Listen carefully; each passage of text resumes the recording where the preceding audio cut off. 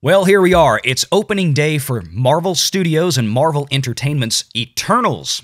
And, well, the scores continue to drop on Rotten Tomatoes, which, of course, if you've heard me discuss Rotten Tomatoes before, I've never been a particular fan, especially of the critic reviews. But one thing on these critic reviews that seemed to be very striking, that seemed to be very different from reviews in the past of other Marvel films, which, quite frankly, the worst, according to the critics, was Thor: The Dark World, which still sits at 66%, has a fresh rating. Well, a few days ago, we were discussing this movie teetering between the brink of fresh and rotten at 60%.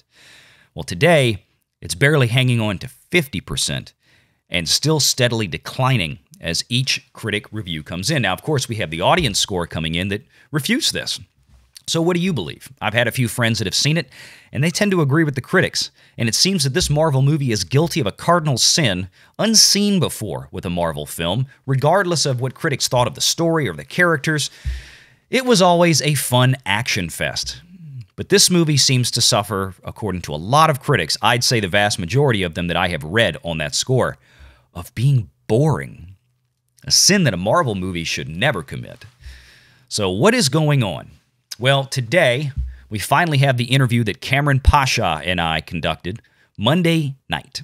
It's a few days after the last couple of videos, as I wanted those first to set up this third and final video, which should have released yesterday, but some unforeseen circumstances delayed that. So my apologies on that end, folks, but I'm making good on it today.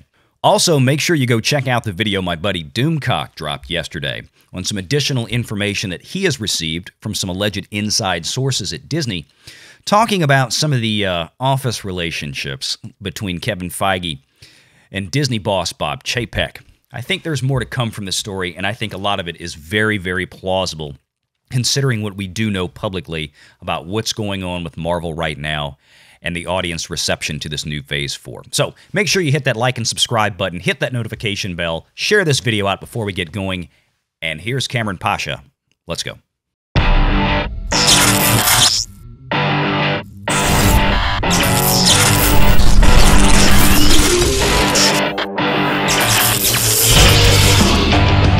Renegade Online.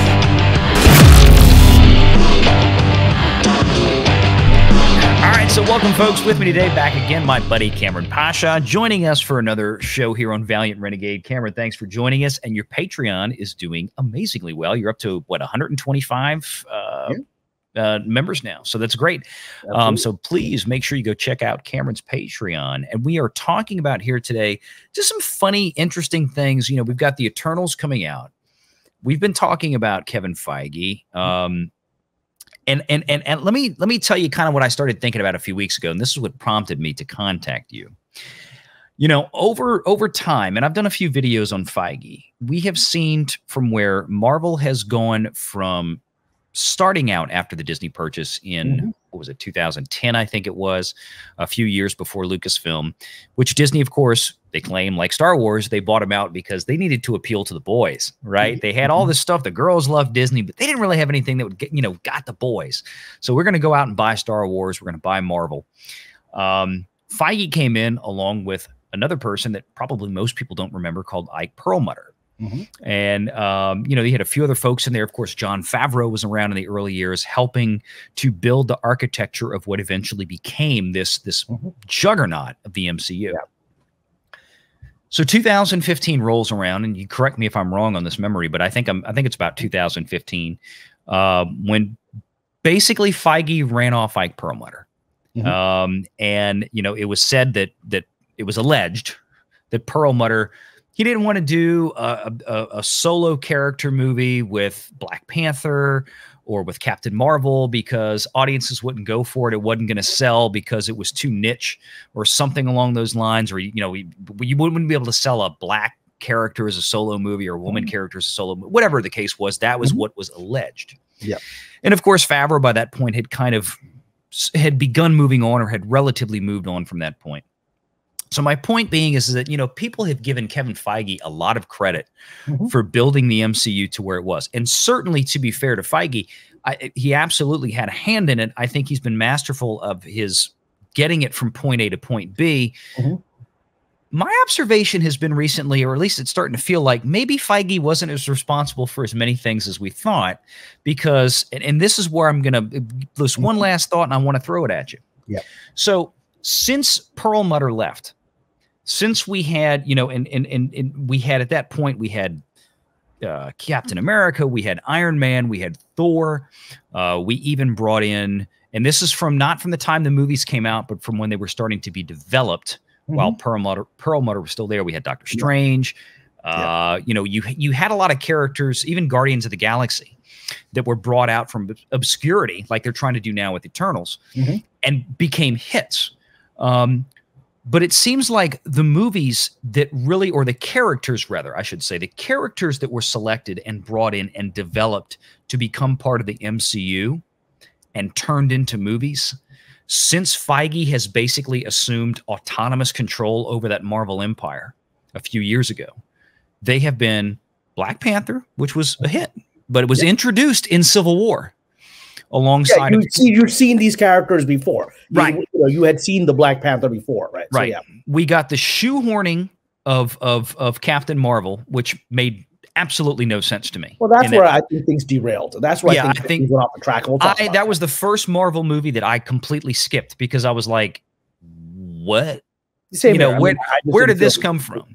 Yeah. And since then, since Endgame has come and gone, and we've talked about this, you know, this article where you got the Russo brothers out there basically saying, well, you know, Kevin wanted us to whack everybody in Infinity War and Endgame. And we were like, no, not a good idea, you know, and it just kind of a little backhanded slap to Feige. And there was no reason to discuss that publicly at all. That's a slap. That's intentional. No, they're very aware that that's going to be reported. And so, yeah. Oh yeah. Yeah. But the final thought, and then this is where I want to have you take it from, is that since then, Marvel Phase 4 was launched, and the selection of characters for Marvel Phase 4 have been, first, Shang-Chi. Second, now coming out this Friday, the Eternals. All characters we've never seen before. Never seen before. And I mean, you would think that if you know, Feige being the brilliant guy he was to get Marvel to this point, or at least so we're assuming, but at least since he has had complete autonomy over Marvel, these are the character selections that he has made. They were never introduced before now. They were never put in Infinity War, Endgame, any other movie. Totally new characters, not even characters that people have ever heard of the comic books. Shang-Chi could have popped up in Doctor Strange. You know, they were going to Asia and doing some fun stuff. He could have popped up. Could have popped up anywhere, but this is the character selection that Feige has made, and then the advertising that they have gotten has all been based around basically irrelevant issues. Ethnicity, representation, diversity. It's like, that's great. Yeah. That's great to have all that in there, but I don't care. Tell me a good story. So it seems like, and I don't know what's going to happen with the Eternals this Friday, but I don't have a good feeling based on some of these reviews we're seeing. Yeah. But it seems like if we look back at this point and we look at what Feige's track record is when he's by himself, the characters that he's picked, that he's put in there, if you remove them from Infinity War and Endgame, because of course Black Panther and Captain Marvel were stuck in as lead-ins to the two biggest movies in history in terms of the box office. Yeah. You know, I think if you remove them from that, I don't know how well they would have done, but it's starting to seem like Feige is not maybe what we thought he was. What are your thoughts on this? Well, I mean, I think you've analyzed it pretty well. Ultimately, what is that phrase that success has many authors and failure and failure is an orphan. Well, sometimes failure is actually just an abused stepkid, right? You know, sometimes that's what it is, and sometimes you discover that the person you thought was the really loving father of the neighborhood isn't that great in the home, right? And so this has been a journey, and I've talked about it broadly, and I think more and more is becoming unveiled now. With time, we're seeing more of the truth behind it, and I've talked about it, which the idea is that, you know, that Feige essentially entered the club, like the Hollywood elites of a certain generation. The old Hollywood elites were very, you know, Jack Warner and Louis Mayer were very focused on the consumer, right? They didn't care about their beliefs; they cared about the consumer. And so the current Hollywood elites, at least the generation that's beginning to reach its end, with the old Bob Iger types, are more about glitz and glamour and going to parties and hanging out with stars and getting their pictures taken, right? So that is. Feige rose up as that elite was solidifying. The sort of Kathleen Kennedys of the world were taking over the industry. and the hot air elite, and he starts rising as essentially this guy who's on the fringes of the industry. He's a comic book guy. People don't really know who the hell he is. He starts, at least Marvel starts off doing some things that people really underestimated, like starting off with Iron Man, right, which was not a huge character, and suddenly that becomes such a great film. And of course, that's really due to Jon Favreau's genius, right? I love that movie, and then it takes off. But like I said, there's Favreau there. There's Mr. Perlmutter. There's all these other people around. There's probably people whose names we don't know that were heavily influential in the idea process and mapping out how this is going to go. There were probably writers sitting in that room whose names we don't know that figured out where things need to be in 4 years, right? Mm-hmm. And a wise CEO, a wise president of a company, surrounds themselves with the best people, lets them do their jobs. Hopefully they're gracious enough to give those people credit. But even if you are an ungracious person, you let them do their jobs and you take credit for it, right? Mm-hmm. You don't start pushing those people out if they're doing their job properly. And so now, Favreau wasn't really pushed out. He had other opportunities. But if I were Kevin Feige, I would do everything possible to counter those opportunities, give him even more opportunities here to stay here, right? Because he really is Favreau is the one that started the MCU, really, right, with Iron Man and his vision. And then Mr. Perlmutter, I'm sure who knows what happens between them personally. I'm sure there's a lot of battle of egos there, stuff that we'll never know, and unless it's leaked as part of some. Yeah, and some of those allegations could have been right. We don't know, but that's just it's like anything else that comes out in Hollywood. You question it. Is it real? Unless you heard it yourself. But I've been on the end of it too, where it's like where the image a show has that I've worked on and the people involved in it and the public image is 180 degrees opposite, right? And the industry goes out of its way to make sure the public doesn't find out the truth of who the villains of the situation are, right? Mm-hmm. And who the heroes of the situation are. It's usually the opposite. So the mistake, look, at the end of the day, using a biblical reference, you should know a tree by its fruits. And now the fruits, after all these other figures have left, aren't that great. And that says something. That speaks for itself. And the choices. And look,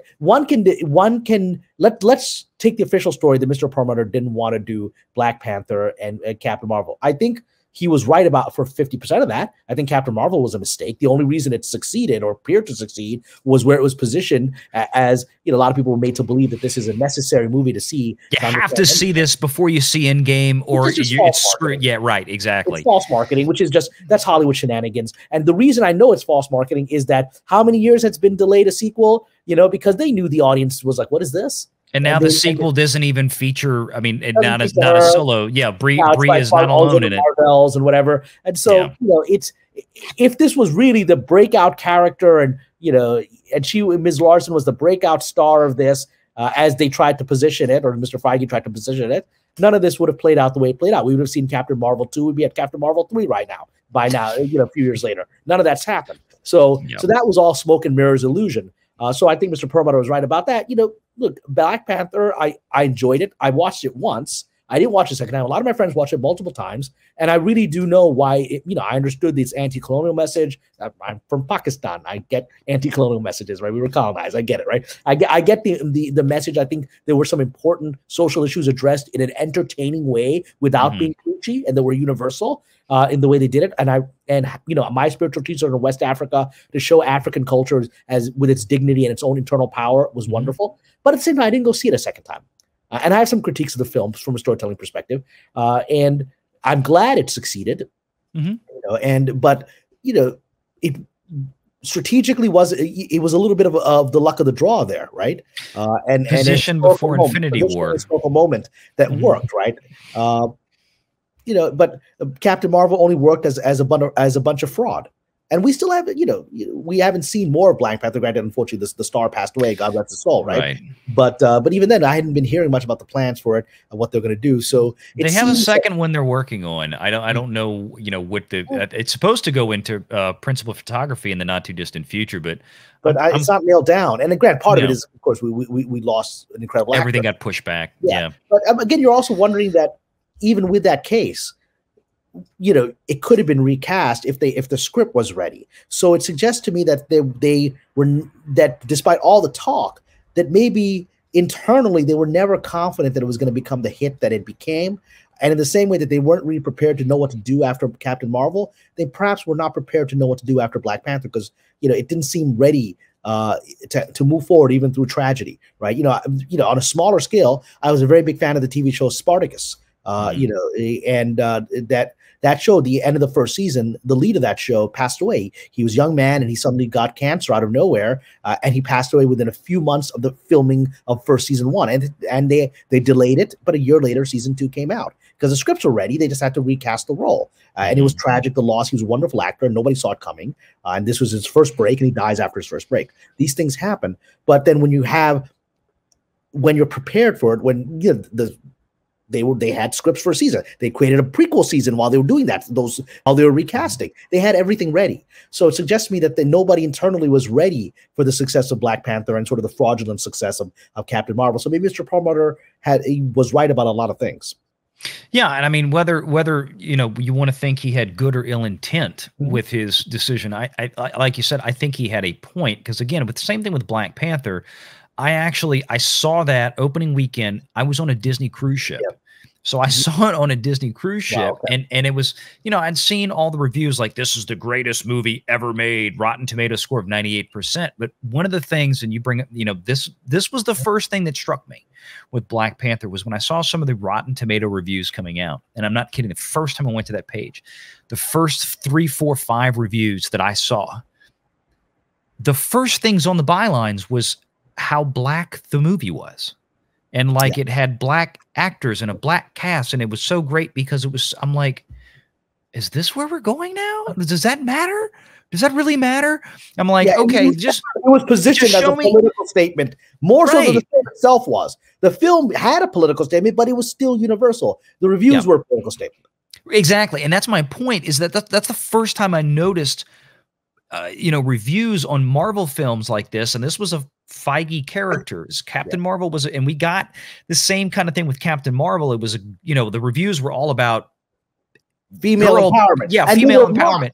And it was like, it was stupid because we got everyone forgot Wonder Woman in the 70s, everyone forgot Bionic Woman, everyone forgot the Avengers everyone forgot all these characters going back decades. With Black Panther, it's like the first Marvel character. I'm like, dude, I freaking worshipped Wesley Snipes and Blade. I grew up with that shit as a teenager. And I'm like, what are you freaking talking about? I'm like, I feel like you said, it was like, I started feeling insulted. Like, why does the skin color? But I mean, this was like the new trend for Marvel. This was the Feige hand-picked characters that he was driving towards phase 4 with. And then of course we've got actual phase 4, and we got the same kind of reviews that came out with Shang-Chi. It wasn't about the story. It was about the ethnicity of the character and the cast. Now we've got the Eternals. We still don't know what the hell the story. Now it's cracking. Now that pattern is cracking, and we can talk about that. Yeah, let's talk about that, because we've got these reviews coming out right now, Variety, Slate, all these publications where it's like, you would expect them to toe this line and kiss the butt at this point of Marvel for putting this together, but this movie is getting lambasted out there. Yeah. Well, I mean, I want to quote specifically. I'm going to quote, because I wrote my Patreon article today about these, and I quoted several of the reviews. So I want to quote a few of them just to see and who's saying these things. And so these are all publications and news organizations that have been at the forefront of the woke agenda and the forefront of sort of virtue signaling about race and politics.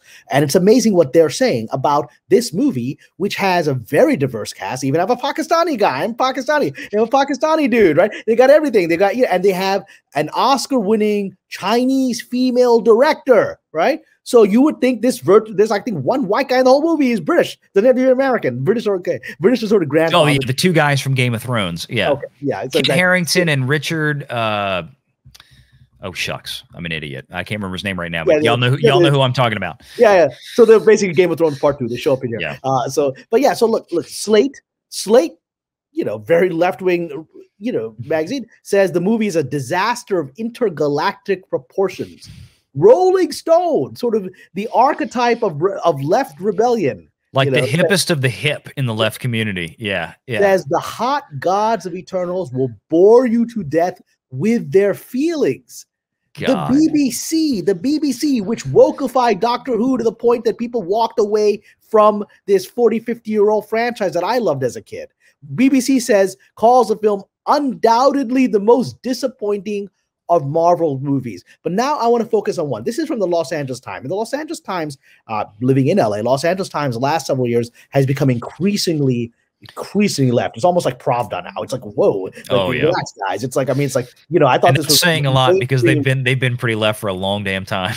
Yeah, I mean, it's gotten crazier since in the last several years. I'm like, I can't read it anymore because I'm like, this isn't a normal newspaper. This is real extreme sort of communist type propaganda. It's bizarre to me, considering how many wealthy people. I guess communists are all about a few wealthy people. Everybody else is poor. But that's kind of you hit the nail on the head. Yeah. That's it.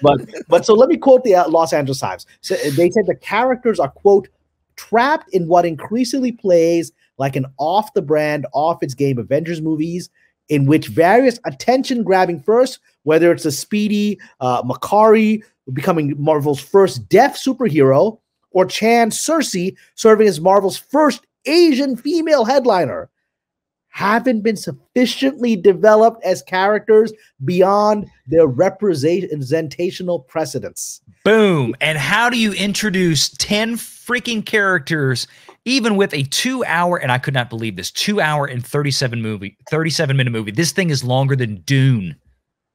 Yeah. And Dune just focuses on a few characters. Yeah. Paul didn't do the broad, didn't develop all the characters that they're in the book. That's why the book is so hard to read. Exactly. And it's been a long time since I read it. My 16-year-old is reading it now. She decided to pick it up and start reading it. It's that's one heck of a trip for anyone at any age. But yeah, but look at that quote here. That quote. The characters haven't been sufficiently developed as characters beyond their representational precedence. So this sounds like the kind of stuff we in the fandom have been saying for 6 years now. Thank you. Yeah, it's like all your representation and diversity doesn't mean shit if the story sucks and the characters suck. And it's like all of a sudden these people out there, and I have not seen this LA Times article, but it's my Patreon. You're a Patreon subscriber. You'll find it. I know. Well, I know. I saw you reference it. I saw you put a link to it. Yeah. I just did not get to click on it today, but I did see you reference it in your Patreon article. I did read the article. But as far as the LA Times, it's shocking that, like you said, they're finally catching up to where we have been. You know, the normies out there, the people that aren't constantly focused on absolutely irrelevant things like a person's ethnicity, skin color, religion. Give me a damn story. He said this exact thing during The Last Jedi when all of these reviews were saying, you're just upset that they got a black guy in there, right? You're upset that they brought an Asian. I'm like, no, I'm upset that they took these wonderful actors and gave them garbage. Yeah, exactly. Finn was an interesting character, even though even he was humiliated in the first movie where he's made a janitor, right, for no reason. And then you introduce this wonderful Asian woman, you make her dress in a potato sack so she doesn't look attractive, right? Because you don't want outside the white woman. And so we said these things when The Last Jedi came out, and we were all attacked as racist. I'm like, no, I'm a minority. I would like to, I loved it when Lando Calrissian showed up in Empire Strikes Back. And guess what? Lando Calrissian was great because he's smoother than Han Solo. He could take Leia from Han Solo. You don't need nothing about. I'll get me a Star Wars princess and a Colt 45, baby. That guy's smooth. That guy's like James Bond. So he's like, he's a scoundrel, and he's out now running this huge business empire, and he gets to be a villain for a bit. He gets to be a hero for a bit. He gets to flirt with a girl. He's a really interesting, and then in the end, he blows up the Death Star. And so this guy goes from a scoundrel to the guy who's the hero of the rebellion. So that's a real character. Nobody I remember watching videos. People posted on YouTube videos of old interviews from when Empire Strikes Back, when Return of the Jedi came out. Mm-hmm. And it was 1983, 1994 when it came out, right? 83. Right. Yeah. 83, thank you. And they were just local ABC News type news interviews of people that were lined up around the block. And it was the most diverse. This is 1983 in like Brooklyn, New York, and whatever, and Idaho, where different places. And it's like, it's the most diverse line of people. I saw one. I remember this video. These two friends, a white guy and a black guy, who must have been all 22 years old together, were just going off and how much they loved it. Then they went to a black woman who said, this was the most incredible movie she had seen. They went to an Asian person. It's 1983. This movie united everybody. Nobody was talking. None of them were talking about the race. They all were like in love with the movie. No, it's this false notion that is so destructive in society today that says that you know, you're not allowed basically to relate to somebody else that does not share your ethnicity, your sexual orientation, your skin tone, your whatever. It's like, you know, it doesn't matter who's on the screen. If that person does not physically look like you, then you're not allowed to relate to them. You're not. Well, even worse. Then it goes to the point of if they physically look like you, but they don't believe things that are within the appropriate context of belief, you can't like them either. Yeah. Well, but but I mean, you look at it now, you know, they talk about, you know, what Feige wants now. And I've been saying this for months. I'm like, this is what is killing the MCU, is this focus on these irrelevant, this nonsense. Yeah. It's like people didn't get into Marvel. You can focus, but just bring a good story. That's what I mean. When I say focus on it. We'll forgive that hot air. We'll forgive it if the characters are good. Well, yes. Yeah. I mean, I'm to the point now, and this is me personally, and I have a feeling, you know, I'm not trying to self-project here, but just our conversations on YouTube and everything else, I feel like there's a growing amount of people out there, especially in this community, and I'm sure this resonates elsewhere, where it's like, you know what? I'm to the point where I almost don't even care if it's a good story or not. The fact that this is how they're choosing to market these films, to finger wag in our faces, your face, my face, everybody else's face out there, telling me that I'm a this or a that if I don't go see this movie, and that, you know, if I don't like it, and I've done YouTube video. I mean, look at the hell I caught doing financial review videos on Shang-Chi. Holy crap! I have 1,000 anti-Chinese racists for pointing out the movie isn't doing well. Yeah, shame on me. The numbers show your racism. Yes, but I mean, my crime was saying that, well, Shang-Chi had a $150 to $200 million budget. They spent another $100 million on global P&A. That's marketing, folks. Yep. And yeah, this movie needs $450 to $500 million to break even. I mean, that's kind of standard common sense. Yeah, just a white guy putting these impossible standards on a minority. And I'm like, I'm sorry, the weekend, the box office, it failed. It did not pull in what Black Widow did. I'm Bob like, Chapek laughed all the way home that weekend. He laughed. Yeah, it's like, but I get lambasted, and I'm sure I will get lambasted on this one too when I come out after this weekend. You got the brown guy, but the left already hates me anyway, so it doesn't matter. Well, I'm good. I'm glad. I'll take the brown guy as cover, Cameron. That's fine. So no. Look, I'm glad you came on. This is a fun conversation to have, because, you know, these are the kind of conversations that I think more people need to be having on YouTube, or need to be having just. But the great thing about it is the conversation is changing. I believe what happened with the Eternals is, even I've written in my Patreon that my belief is that these reviews are politically motivated. I personally believe, that these are coming from the political agenda of powerful people, including Bob Chapek, who are attempting to oust Kevin Feige, and they're skewering him. And word got out to these various things that, you maybe you want to give an honest review this time, right? Because it'll be okay. But now the thing is, all these people have now put their names to this "we need true storytelling" thing, and you can't walk away from that. So now they've created, whether it was for a political agenda or not, they have created a shift in the narrative in the media, whether they wanted to or not. Because now, how does Justin Chang at the LA Times walk away from saying that a story has to have a good character, not just representation, right? How does he walk away from that? He won't be able to.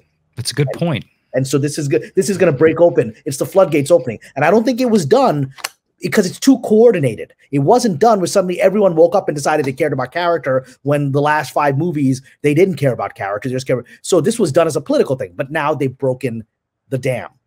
And so I think we're going to see more honest reviews now, because the taboo is broken.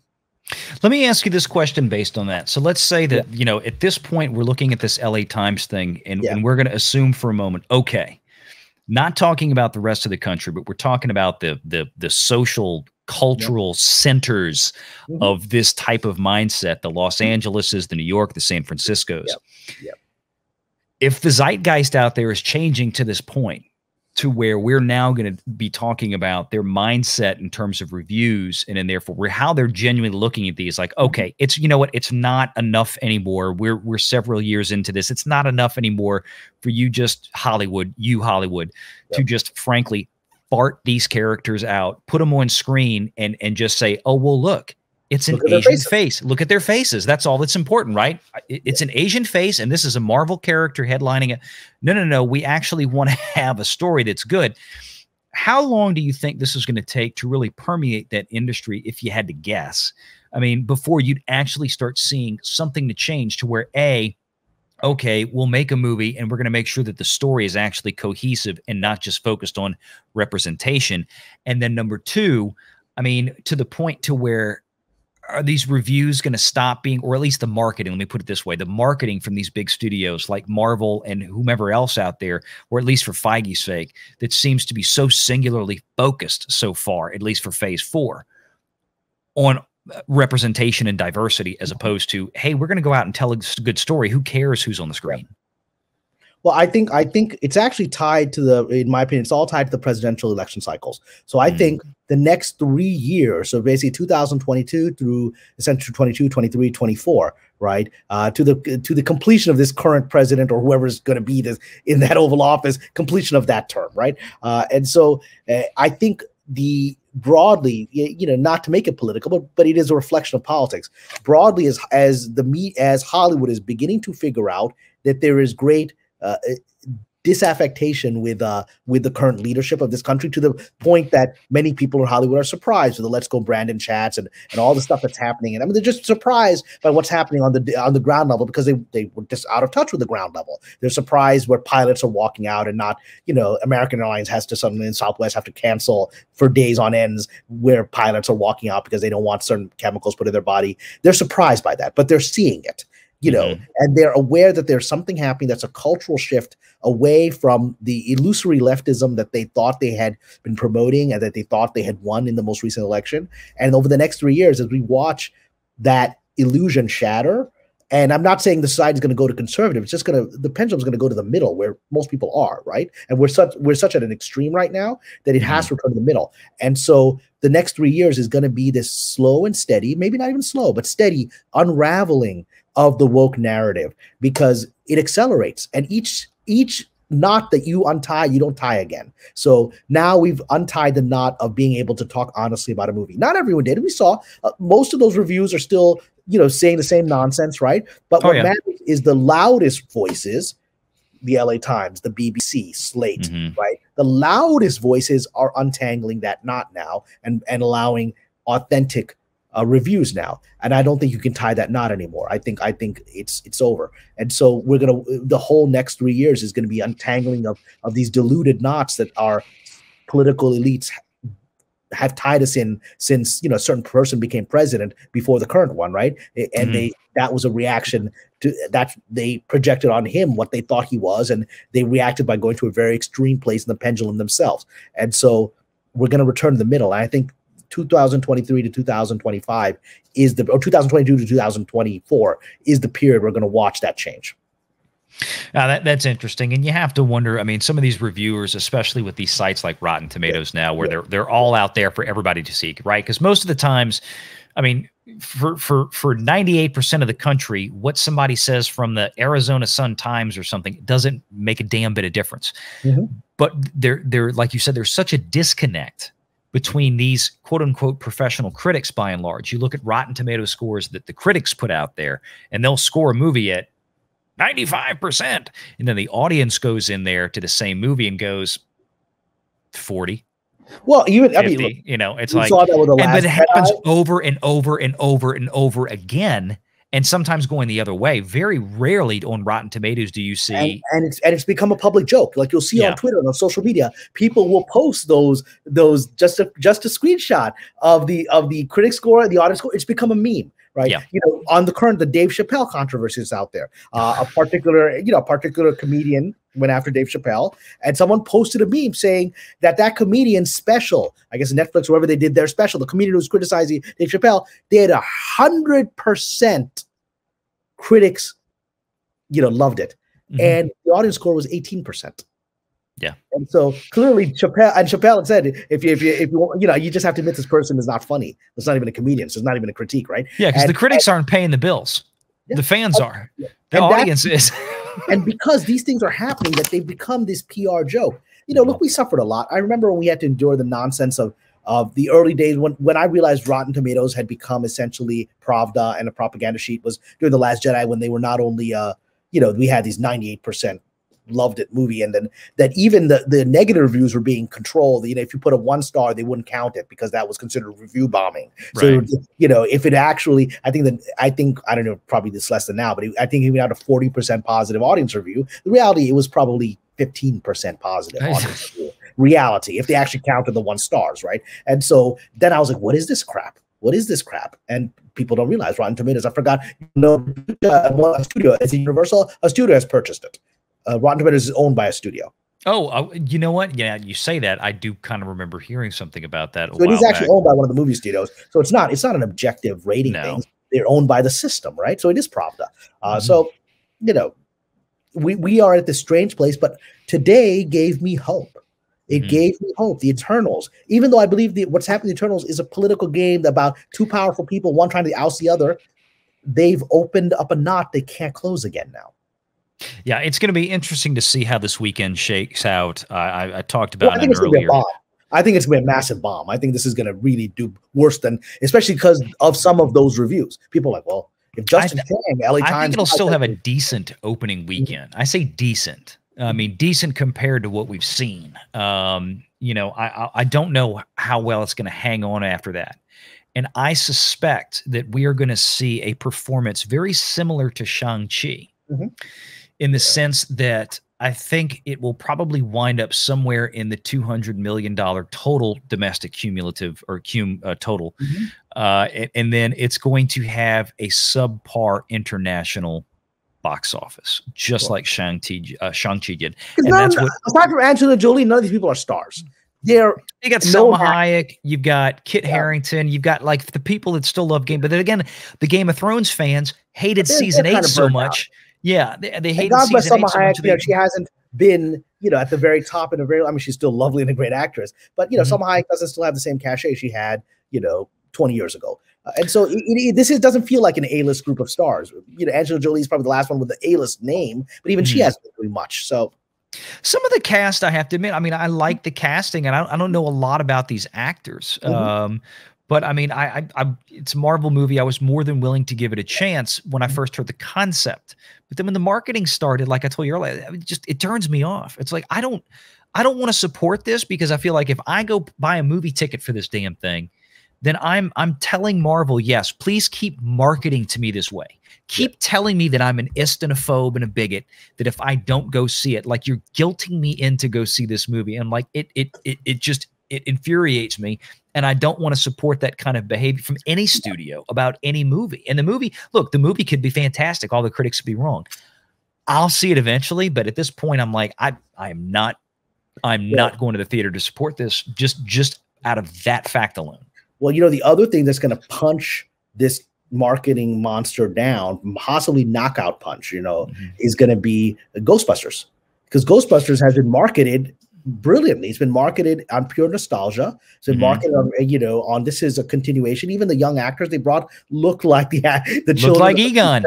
Yeah, they look very good. And at that moment, I'm sitting there, when I saw the first trailer in the theater, you know, and you watch it, and finally at the end of that trailer, the kids come out of the Ghostmobile and they're sitting in the special side seat using the thing, right? And I was like, I mean, I was screaming in the theater. I loved it. This is what I wanted to do as a kid. I wanted to be sitting there. And that's what they're going after. That's it. And that's all it is. Yeah. It's not about, well, look, you know, Egon happened to have a Latino grandson. I mean, they're not doing that. It's just and they didn't even focus on the fact that it's the granddaughter that's there too. It's like, oh, well, you know, it's now going to be Egon. It's going to be the girl version of Egon, but his granddaughter or whatever. Yeah, like, nobody cared. Nobody cared. Like the female empowerment. She's a geeky girl who is a natural, looks like Egon's granddaughter, and you want her to win. Yeah, exactly. That's the first thing I saw. I'm like, she looks just like you want her to succeed, right? It was perfect, and nobody thought anything about it. They didn't have to say it. They didn't have to beat you in the head with it. And but especially because the last fake Ghostbusters, the one that started this madness, the 2016 Ghostbusters. There was no Ghostbusters in 2016. Well, like I said, the fake Ghostbusters. But that's what it is. That started this madness. That's when we saw this. You have to go see this movie. the movie failed because you're a bunch of stupid, sexist, misogynist, whatever. And then the reviews were also, this movie is brilliant. It's like, no, people, this is not a funny movie. No, the movie sucked. I mean, I got through about like, what are these reviews? So that began this agenda and this madness that rolled over for many more years. So it would be the great, I'm a religious guy, it's a great divine commandment that Ghostbusters begins the madness and Ghostbusters ends the madness. Yes. And that's what I think is going to happen. I think this Ghostbusters, I expect to be a massive success. And, we'll see. I intend to go see it multiple times. And then that will really skewer these marketing people. It does have an effect. We look what happened with Gillette. If it was Gillette, I believe, that did the very woke marketing ads about 18 months ago. Their father with a transgender teenage child or whatever, and it's just like nobody wanted to see that, right? And they all start doing it's like shaving your trans kid. It was like, well, what is this? And so now, if you look at Gillette ads, all you're seeing is macho athlete guy, lots of muscles on his neck while he's shaving, right? I mean, that's all. They went back to the old stuff because they lost a lot of money. Yeah, they lost a lot of money, and they weren't the only ones that did it. I mean, there was other. I think Harry's Razors did something similar. Yeah. And so I mean, they have all kind of dip their toe in this. Doritos, we just saw these stupid Doritos commercials. But again, the sad thing is I love Doritos, and so it makes me sad that this is that they did this. But again, these are not even internal marketing people. This is morons sitting, in a Mad Men type setting, advertising agency morons who are completely disconnected from reality. And I said this, and it turned out it was true. I said this. It said this Doritos ad is almost definitely a rich woke white woman behind it. And a friend found the advertising, and they said, "This is the woman that runs the advertising company that did this." I was like, rich white woman. That's a whole nother topic of conversation, but yeah, I know where you're going with that one. But it's ending. It's ending because at the end of the day, especially after the hard couple of years we've all been through, people need money. Even the rich guys need money, right? Even the companies need money. You can't sustain this nonsense. The Soviet Union collapsed because the ruble broke. The Afghan war, everything else, Star Wars that Reagan did, not all of its purpose was to wear down the ruble and crack it, and it did. It broke the financial system of the Soviet Union. Everything was done to break its financial system because Reagan knew it was an unsustainable financial system. You hit it from multiple ends, and it will go down.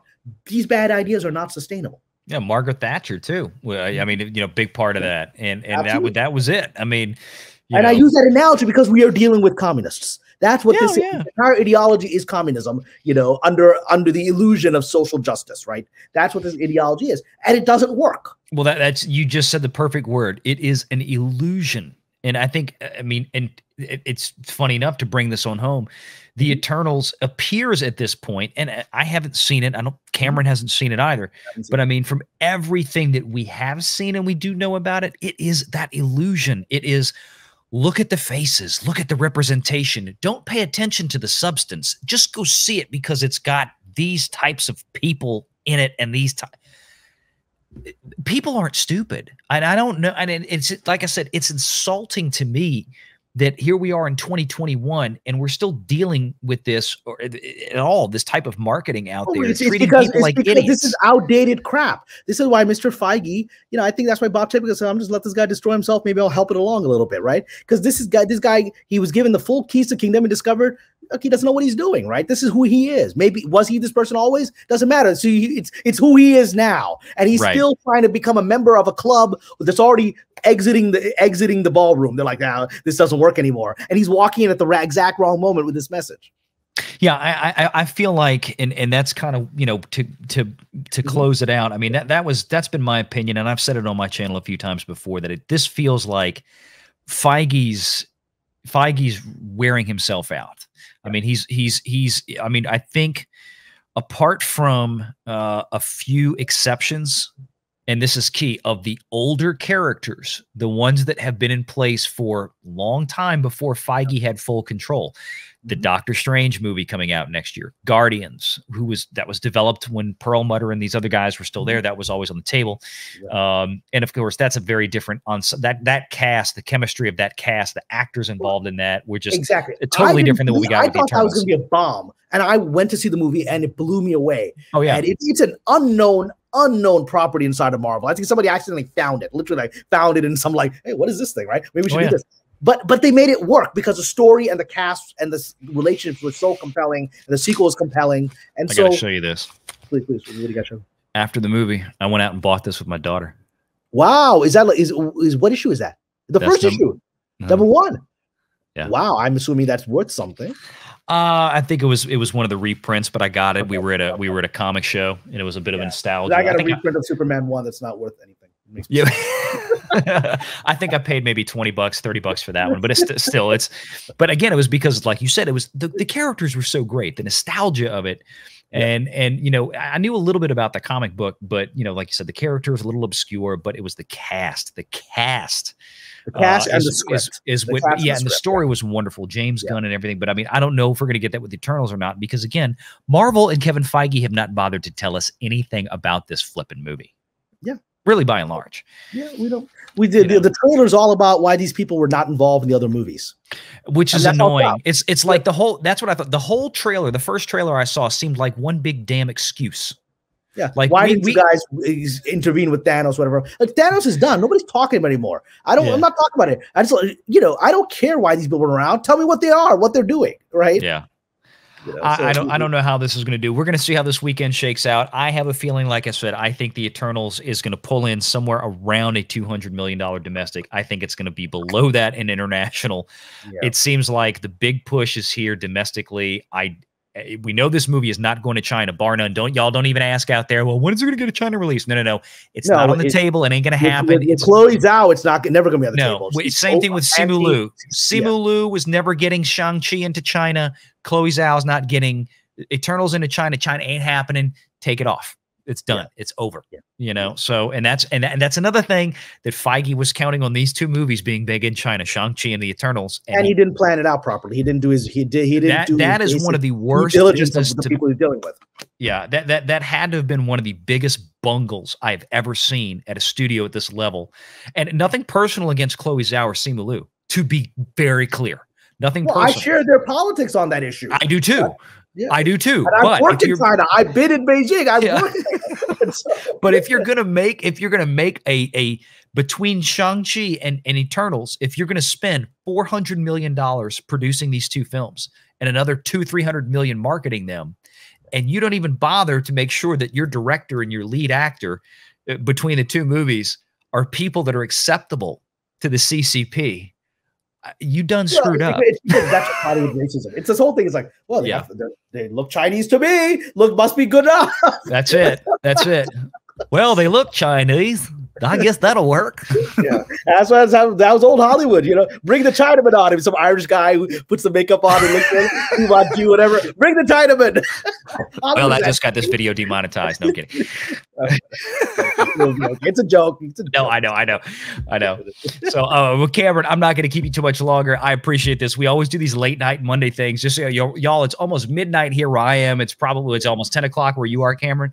So, I appreciate you coming on. This is always a blast. By the time you guys will see this, probably a couple days later, but appreciate y'all being here so much. Make sure you go over and you check out Cameron Pasha's Patreon at patreon.com. We'll leave a link below again in the video. As always, he's got some great stuff. You can subscribe, get some great insider articles and information. The higher level tiers get you some private access to Cameron to talk about doing, I think, screenwriting and I'm also doing consulting now. I'm also consulting consulting. If you've got a script or a book or short story, and people get discounted rates through my Patreon, and already have like half a dozen clients in just the last few days from it. So come if you have awesome. I've read the script, I don't know what to do with it. You can reach out to me there.